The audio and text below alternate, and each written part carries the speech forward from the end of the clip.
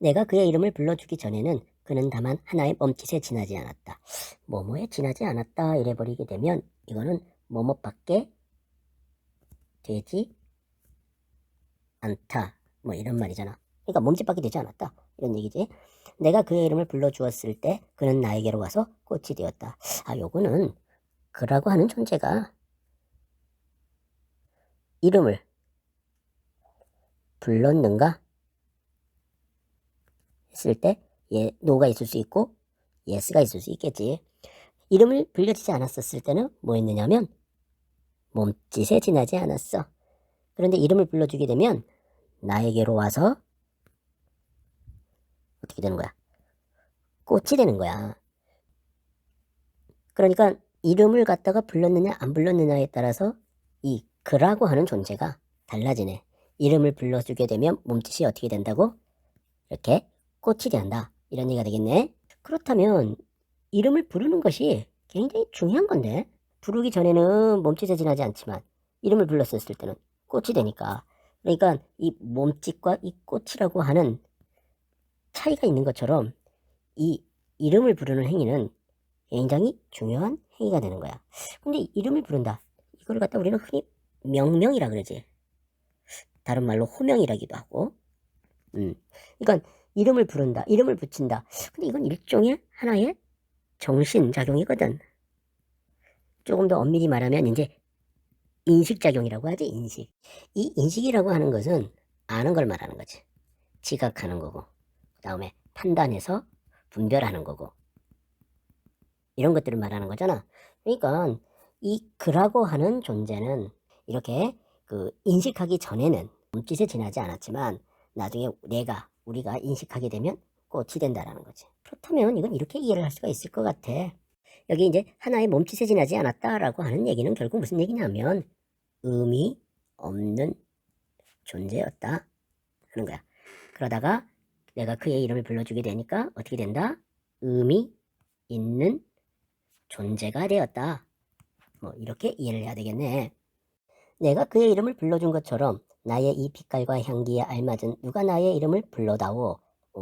내가 그의 이름을 불러준 것처럼 누가 나의 이름을 불러다오 라고 얘기하고 있어. 그러니까 내가 그의 이름을 부른다면 누군가가 나의 이름을 불러주는 거지.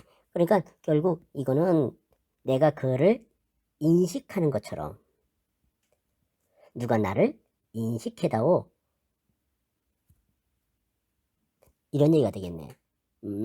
그런데 이 사람은 뭐라 그러냐면 이 이름을 나의 빛깔과 향기에 알맞은 이름이라 그랬어.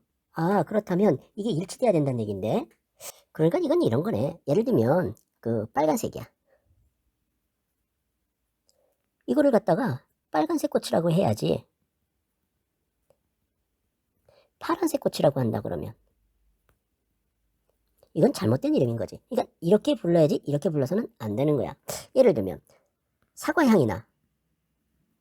그러면 역시 마찬가지로 사과향 꽃 이래야지. 뭐 배향꽃, 배 냄새가 나는 배향기가 나는 꽃 이러면 안 되는 거지.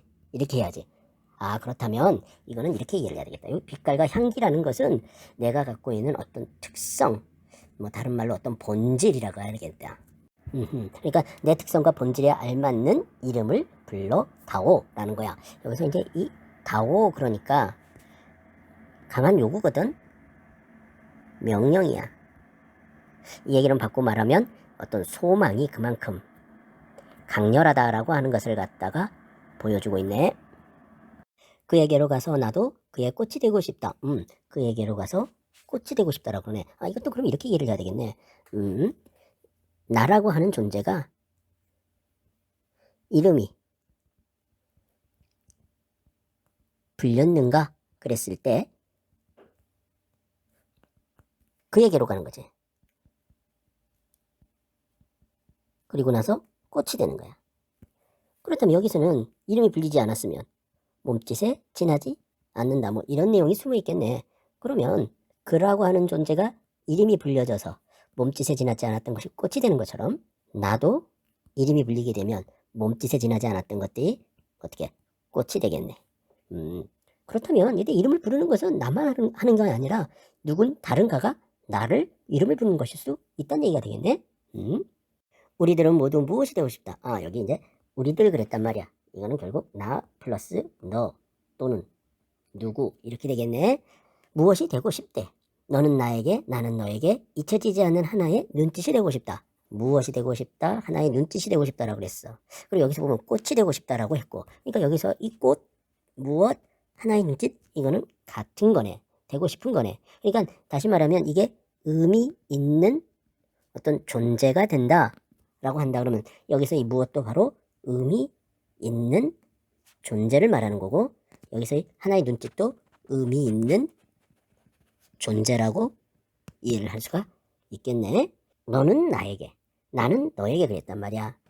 누가 나의 이름을 불러주는 것은 결국 너가 나에게 하는 거고, 내가 그의 이름을 불러주는 것은 나는 너에게 하는 거지. 그런데 이 사람은 되게 되고 싶은 소망이 굉장히 강한가 봐. 왜 그러냐면 여기 되고 싶다, 되고 싶다, 되고 싶다 라고 하면서 같은 식구를 갖다가 반복하고 있지. 이렇게. 이것은 결국 뭘 얘기하느냐 하면 소망이 굉장히 강렬하다라고 하는 것을 강조하는 그러한 효과가 있는 거야. 언뜻 보면 이 시는 어떤 사람이 그 사랑하는 사람에게 어떤 고백하는 그러한 그 시처럼 느껴져. 그러니까 내가 너를 갖다가 의미 있는 존재로 만들고 싶고 반대로 네가 나를 의미 있는 존재로 좀 느껴라 라고 하는 그런 사랑의 감정을 갖다가 고백하는 시처럼 느껴져. 그런데 이거를 이렇게도 이해를 할 수 있을 것 같아. 우리가 이제 인식이라고 하는 게 있는데 이 인식을 하는 데 있어서는 인식 주체가 있고 인식 대상이 있지. 이걸 갖다가 우리는 객체라고도 해.